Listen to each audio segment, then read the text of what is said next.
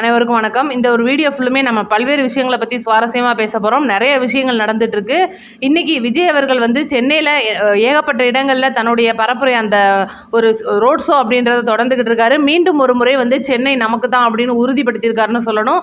இன்றைக்கி இறுதிக்கட்ட நாள், அதாவது 21ஆம் தேதி பரப்புரை முடிவாகிற நாள் அப்படின்றதுனால 21ஆம் தேதி நிர்வாகிகள் மற்றும் செயலாளர்களோட ஆலோசனை இருக்கிறனால முழுக்க வந்து இன்றைக்குள்ள எல்லா ஏரியாவும் கவர் பண்ணிடணும் சென்னையில் அப்படின்னு சொல்லிட்டு மிக தீவிரமாக காலையிலேருந்து விஜய் அவர்கள் ஒவ்வொரு ஏரியாலையும் போய் மக்களை சந்திச்சுட்டு இருக்காரு. எதுவுமே பேசலை அப்படின்னா கூட இன்னைக்கு ஒட்டுமொத்த தமிழ்நாடும் தமிழக வெற்றி கழகத்தை பற்றியும் தலைவர் விஜய் அவர்களை பற்றி தான் பேசுகிறாங்கன்றது எல்லாருக்குமே தெரியும். இந்த ஒரு சூழ்நிலை பார்த்தீங்கன்னா விஜய் அவர்களுக்கு பின்னப்பட்ட சதிவலை அப்படின்றது ஒரு மிகப்பெரிய விஷயமா இருக்குது. இதை பற்றி நம்ம பெருசாக பேச போகிறோம். அதுக்குள்ளேயும் பார்த்தீங்கன்னா ஏகப்பட்ட இடங்களில் இன்னைக்கு தமிழக வெற்றி கழகத்துக்கு எதிராக தமிழக வெற்றி கழகம் எப்படியும் ஜெயிச்சிரும், வேட்பாளர்கள் ஜெயிச்சிருவாங்க. என்னதான் வேட்பாளர்கள் புதுமுகமாக இருந்தால் கூட தலைவர் விஜய் அவர்களுடைய முகத்தை வைத்து அங்கே வரப்பெறும் வாக்குகளை பிரிக்கிறதுக்காக இந்த கோவை தெற்கில் ஒரு பெரிய பிரச்சனை ஒன்று நடந்துட்டு இருக்கு. அதை பற்றி நம்ம பேச போகிறோம். தமிழக வெற்றி கழக வேட்பாளர் ஒருத்தர் வீட்டில் பார்த்தீங்கன்னா பெட்ரோல் குண்டெல்லாம் எரிஞ்சு இந்த தீய சக்தி கும்பல் அட்டூழியம் பண்ணியிருக்காங்க. அந்த மாதிரி நம்ம ஒன்றொன்னா பேசுவோம். இப்போ பார்த்தீங்கன்னா விஜய் அவர்கள் ஏரியா ஃபுல்லுமே கிட்டத்தட்ட சென்னை ஃபுல்லுமே கவர் பண்ணிட்டாருன்னு சொல்லணும். வில்லிவாக்கம் ஏரியா ஆதவர்ஜுனாவுடையது. இன்றைக்கி தமிழக வெற்றி கழக வேட்பாளர்கள் எத்தனையோ பேர் போய் வீடு வீடாக ஓட்டு கேட்டாலும் கூட ஆதவர்ஜுனா அவர்கள் மாதிரி வந்து இன்னும் யாரும் பண்ணலை அப்படின்னு தான் சொல்லணும். அந்த அளவுக்கு இன்றைக்கி ஆதவர்ஜுனா அவர்கள் ஒவ்வொரு வீடு வீடாக போய் வாக்குகளை சேகரிச்சுட்டு இருக்காரு. அவரோட ஏரியாவுக்கு விஜய் அவர்கள் போகாமல் இருந்தது அப்படின்றது ஒரு மாதிரியாகவே இருந்துச்சு. கடைசியில் பார்த்தீங்கன்னா இன்றைக்கி போயிருக்காரு. ஆதவர்ஜுனா வண்டி மேலே ஏறி வச்சு அவங்களுக்கான அந்த வாக்குகளை சேகரித்து கொடுத்துருக்காரு அப்படின்னே சொல்லணும். இந்த ஒரு வேலை ரோட்டில் நடந்துட்டு இருக்கும்போது பிரச்சாரம் போயிட்டு இருக்கும்போது பார்த்தீங்கன்னா கரூரில் ஒரு உச்சநீதிமன்றத்தில் விக்னேஷ் அப்படின்ற ஒருத்தர் மனு தாக்கல் பண்ணியிருந்திருப்பாரு. என்னன்னா விஜய் அவர்கள் வந்து பெரம்பூர் மற்றும் திருச்சியில் அவங்களோட சொத்து பட்டியல் கொடுத்துருக்கும் போது 100 கோடி ரூபாய் வித்தியாசம் விழுகுது. அதாவது பெரம்பூரில் பார்த்தீங்கன்னா 115 கோடி சொத்து கொடுத்துருக்காரு. திருச்சி கிழக்கில் பார்த்தீங்கன்னா அது 220 கோடியாக மாறி இருக்கு. அப்போ இது ரெண்டுக்குமே ஊடால கிட்டத்தட்ட 100 கோடி மதிப்பிலான சொத்துகள் அப்படின்றது முறைகேடாக இருக்குது அப்படின்னு சொல்லிட்டு ஒரு பெரிய தகவல் ஒன்று கொடுத்துருப்பாங்க. இதுக்காக பார்த்தீங்கன்னா ஆல்ரெடி வந்து பிரமாண பத்திரங்கள்லாம் தாக்கல் பண்ணி இதுக்கான விவரங்களை வந்து வழக்கறிஞர் கொடுத்து மனுவை மீண்டும் மனு தாக்கல் பண்ணி தேர்தல் ஆணையம் அதை ஏற்றுக்கிட்டு தான் இன்னைக்கு விஜய் அவர்கள் வந்து தேர்தலை சந்திக்க போகிறார். ஆனால் பார்த்தீங்கன்னா இந்த ஒரு மேட்ரு இது ஒரு பக்கம் போயிட்டு இருக்கும்போது இந்த விஷயங்கள் மனு வந்து விசாரணைக்கு வந்திருக்கும் போது இது உண்மையிலே முறைகேடு தான் அப்படின்னு உயர்நீதிமன்றம் ஒரு தீர்ப்பு வழங்கியிருக்கு. இந்த தீர்ப்புக்கு வந்து ஒரு வாரத்துக்குள்ள வருமான வரித்துறை பதிலளிக்கணும். ஏன்னா இன்னைக்கு விஜய் அவர்களுடைய ஒட்டுமொத்த சொத்தும் வருமான வரித்துறை கண்காணிப்பில் தான் இருக்கு. அவர் வரி கட்டிட்டு இருக்காரு. தமிழ்நாட்டில் 2வது நபராக வரி கட்டிட்டு இருக்கிற ஒரு நபர் வந்து இன்னைக்கு தேர்தல் ஆணையத்தில் தன்னோட சொத்து மதிப்புகளை வந்து ஒப்பிட்டு கொடுத்துருக்கும் போது இதுல ஏதோ தப்பு இருக்குன்னு சொன்ன உடனே அவங்களோட மனு மீத பரிசீலனை வந்து இன்னைக்கு வருமான வரித்துறை இதுக்கு ஒரு வாரத்து காலத்துக்குள்ள பதிலளிக்கணும் அப்படின்னு உயர்நீதிமன்றம் வந்து பதில் சொல்லியிருக்கு. இது வந்து எந்த அளவுக்கு விஜய் அவர்களை பாதிக்கும் அப்படின்னு சொல்லிட்டு நிறைய பேர் நம்ம கமெண்ட்ல கேட்டுட்டே இருக்கீங்க. முதல்ல இது வந்து வெற்றியை பாதிக்குமா, முதல்ல தேர்தலில் நிற்க முடியுமா, இவ்வளோ பிரச்சனைகளையும் தாண்டி இன்னைக்கு நான் ஒன்று மட்டும் சொல்கிறேன். ஏகப்பட்ட ஒரு ஊழல் கம்ப்ளைண்ட்டு, ஏகப்பட்ட ஒரு லஞ்ச ஒழிப்பு அந்த மாதிரியில் இருக்கிறவங்களையும் இன்றைக்கி வந்து தேர்தலில் களம் காணுட்டு இருக்காங்க. வேட்பாளர் பட்டியலில் அவங்களோட பேர் இருந்துகிட்ருக்கு. ஜாமீனில் வந்தவங்கலாம் கூட இன்றைக்கி வேட்பாளராக நிற்கிறாங்க தீய சக்தியோட சைடில். எல்லாமே அந்த மாதிரி தான் சொல்லணும். ஒருத்தர் கூட நல்லவரா அப்படின்னு கேட்டிங்கன்னா தேடி பார்க்கணும் எங்கன்னா இருக்காங்களான்னு. மித்தபடி எல்லார் மேலேயும் கேஸ் இருக்குது. எல்லாரும் ஊழல் புகார், லஞ்ச புகார் மற்றும் முறைகேடுகள் புகார் இவ்வளோதுலையும் வந்து சிக்கியிருக்கிற ஒருத்தர் தான் இன்றைக்கி வேட்பாளராக நிப்பாட்டிட்டு இருக்காங்க. ஆனால் இன்றைக்கி தமிழக வெற்றி கழக தலைவர் விஜய் அவர்களை பொறுத்த வரைக்கும் இந்த ஒரு சொத்து மதிப்பீடு அப்படின்றது வெறும் 6.25 கோடியில் வந்த பிரச்சனை.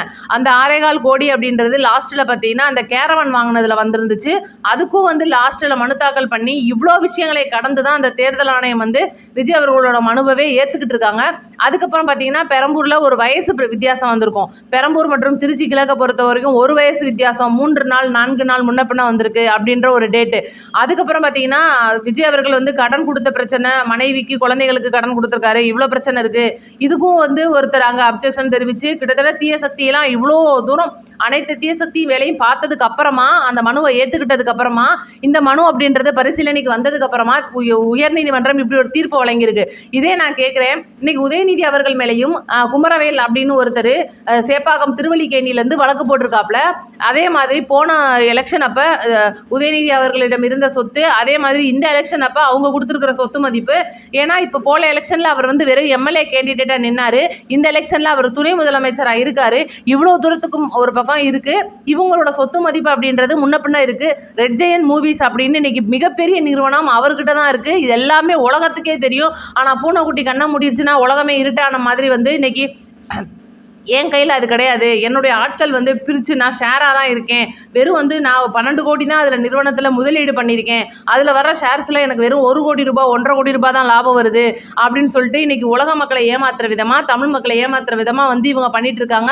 அதே போல் முதல்வர் அவர்களும் தன்னுடைய கையில் 2 கோடி ரூபாய் தான் இருக்கேன், நான் ரொம்ப ஏழை, என்கிட்ட டீ குடிக்கிற கூட காசு இல்லை, நான் காலையில் வாக்கிங் போகும்போது இருக்கிற டீ கடையில் தான் டீ குடிச்சுக்கிட்டு இருக்கேன் அப்படின்னு சொல்கிற அளவுக்கு இன்றைக்கி நம்மலாம் வந்து அவங்க சொல்கிறத கேட்குற அளவுக்கு நம்ம மாறி இருக்கோம். அந்த மாதிரி நம்மளை மாற்றி வச்சுருக்காங்க அப்படின்னா அது அவங்களால தான் முடியும். அப்போ ஏன் இந்த கேஸை வந்து சீக்கிரமாக பரிசீலனை பண்ணலை? அப்போ குமரவேல் அவர்கள் கொடுத்த மனு என்னாச்சு? அப்போ இது போக நிறையா தீய சக்தியோட வேட்பாளர்கள் மேலே தமிழக வெற்றி கழகம் மற்றும் நாம் தமிழர் மற்றும் ஏடிஎம்கே காரங்க ஏகப்பட்ட பேர் வழக்கு போட்டிருக்காங்க. அதெல்லாம் ஏன் சீக்கிரமாக விசாரணைக்கு வரமாட்டேங்குது? இது வந்து பெரிய கேள்விக்குறி. இதை நம்ம அப்படியே ஒதுக்கி வைப்போம். இது எந்த விதத்தில் விஜய் அவர்களோட வெற்றியையோ வேட்புமனு தாக்கல் பண்ணியிருக்கிற விஷயத்திலையோ தேர்தலையோ பாதிக்காது. இதுதான் முக்கியமான விஷயம். ஒரு வார காலங்களுக்குள் வருமான வரித்துறை அதுக்கு பதில் அடிச்சிருவாங்க. அதனால் அதை பற்றி நம்ம பெருசாக கவலைப்பட வேண்டாம். இப்போ நம்ம வந்து கோவை தெற்கு தொகுதிக்கு வருவோம். இப்போ இவ்வளோ விஷயத்தையும் கடந்து இன்னைக்கு விஜய் அவர்கள் கோவை தெற்கு தொகுதியிலையும் ஆள் நிப்பாட்டி இருக்காரு. அதுக்காக பார்த்தீங்கன்னா ஏகப்பட்ட ஒரு விஜய் அவர்களுடைய அந்த பிரச்சாரம் அப்படின்றது மக்கள் முன்னாடி கொண்டுட்டு போய் வேட்பாளர்கள் சேர்த்துட்டு இருக்காங்க. இந்த கோவை தெற்கு தொகுதியை பொறுத்த வரைக்கும் இதுக்கு முன்னாடி கரூரில் மாஜி அமைச்சராக இருந்த நம்ம செந்தில் பாலாஜி அவர்கள் தான் களம் காண்றாரு.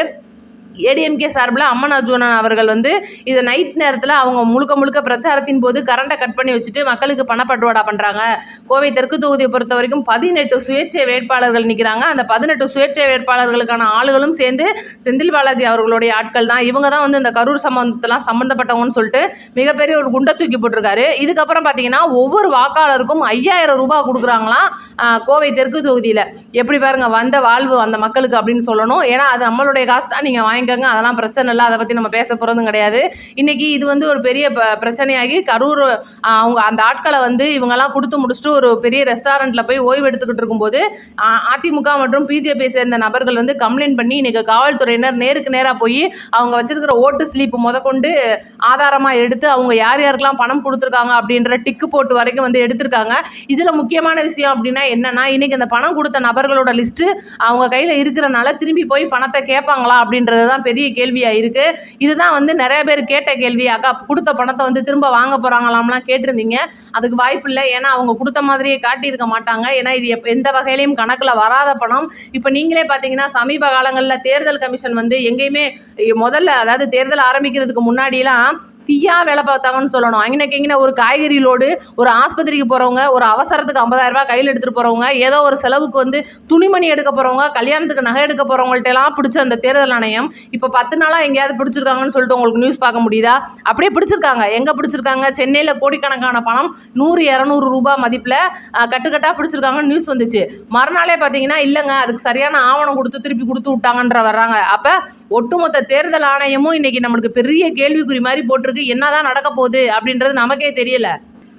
இதே போல் பார்த்தீங்கன்னா காரைக்குடி தொகுதியில் முன்னாள் நிதியமைச்சரோட பையன் கார்த்திக் சிதம்பரம் அவர்களோட அலுவலகத்தில் கையும் களவுமாக பிடிபட்ட எம்பி அலுவலகம் 15 லட்சம் ரூபாய் வந்து தேர்தல் கமிஷன் வந்து பிடிச்சிருக்காங்க. ஏன்னா அங்கேயே ஒரு சில பேர் நல்லவங்க இருப்பாங்கல்ல. அப்போ இவங்கெல்லாம் பிடிக்க போகும்போது பார்த்தீங்கன்னா உயர் இடத்துலேருந்து பயங்கரமான ஃபோன்லாம் வருது. அந்த ரெண்டு பை 15 லட்சம் ரூபாய் நிறந்த பையை 2-3 பேர் தூக்கிட்டு ஓடிடுறாங்க.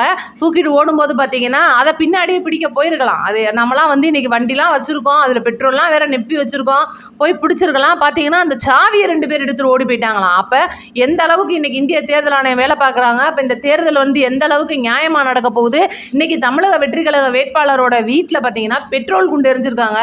அந்த மனுஷன் கதறிக்கிட்டு இருக்காரு. இவ்வளோ நாள் வந்து நாங்கள் சாதாரண நபராக இருந்தோம், இன்றைக்கி எப்போ நாங்கள் விஜய் அவர்கள் மூலியமாக வேட்பாளராக அறிமுகப்படுத்தப்பட்டோமோ அப்போ இருந்து எங்களுக்கு வந்து இவ்வளோ மானி பிரச்சனை வந்துக்கிட்டு இருக்கு, எங்களை வந்து கொல்ல பார்க்குறாங்க, எங்களுக்கு வந்து மிரட்டல் கொடுக்குறாங்க, எங்கள் குடும்பத்தை தூக்கிடுவோன்னு பயன்படுத்துகிறாங்க.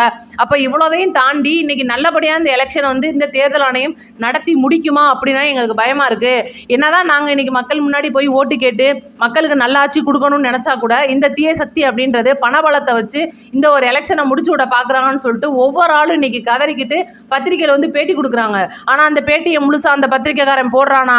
கிடையாது. ஏன்னா அவனும் காசு வாங்கிட்டான். அப்போ ஒட்டுமொத்த தமிழ்நாடும் இன்றைக்கி லஞ்சம் அப்படின்றதுல முங்கி கிடக்கு அப்படின்னே சொல்லணும். பத்திரிகை துறையாக இருக்கட்டும், காவல்துறையாக இருக்கட்டும், எல்லா துறையுமே வந்து இன்றைக்கி ஒட்டு மொத்தமாக வந்து தள்ளாடிக்கிட்டு இருக்கு. ஒரு சில அதிகாரிகள் நேர்மையாக இருந்துட்டு தான் இருக்காங்க.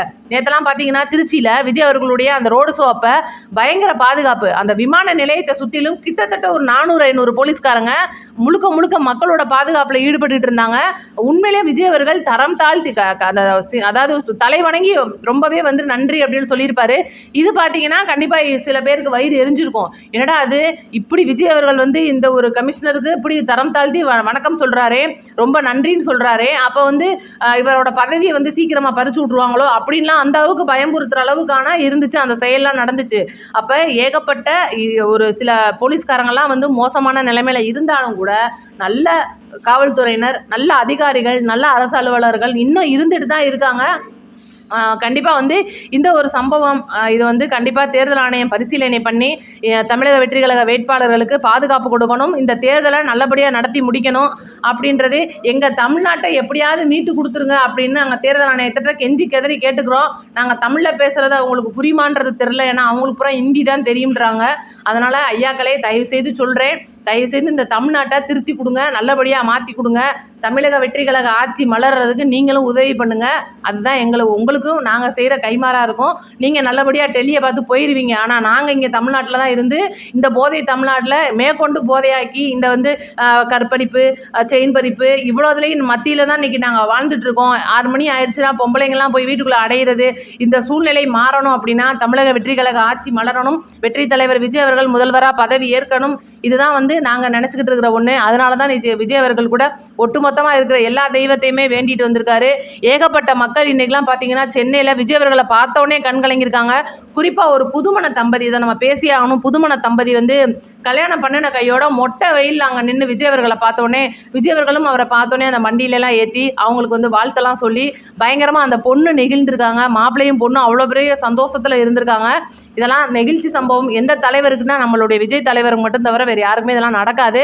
தயவுசெய்து எல்லாரும் சிந்தித்து வாக்களிங்கள். இதுதான் நம்ம சொல்ல வேண்டியது. உங்களுடைய குடும்பத்தார வாக்குகளையும் வந்து மக்கள்கிட்ட வந்து எடுத்து சொல்லுங்கள். மக்கள்கிட்ட அந்த தேர்தல் வாக்குறுதிகளாக எடுத்து கொடுங்க. ஒவ்வொரு ஏரியாக்களில் இருக்கிற விசில் சின்னத்தோட நம்பரை தயவுசெய்து படித்தவங்க யாராவது வீடியோ பார்த்தீங்கன்னா ஷேர் பண்ணி விட்டுட்டு அந்த நம்பரை வந்து மக்கள்கிட்ட சொல்லி பிரபலியப்படுத்துங்க. இதுதான் உங்களோட கருத்துக்களே மறக்காமல் நம்ம கமெண்ட்டில் சொல்லிட்டு போயிருங்க. சேனலை லைக் அண்ட் சப்ஸ்கிரைப் பண்ணிக்கோங்க. நன்றி, வணக்கம்.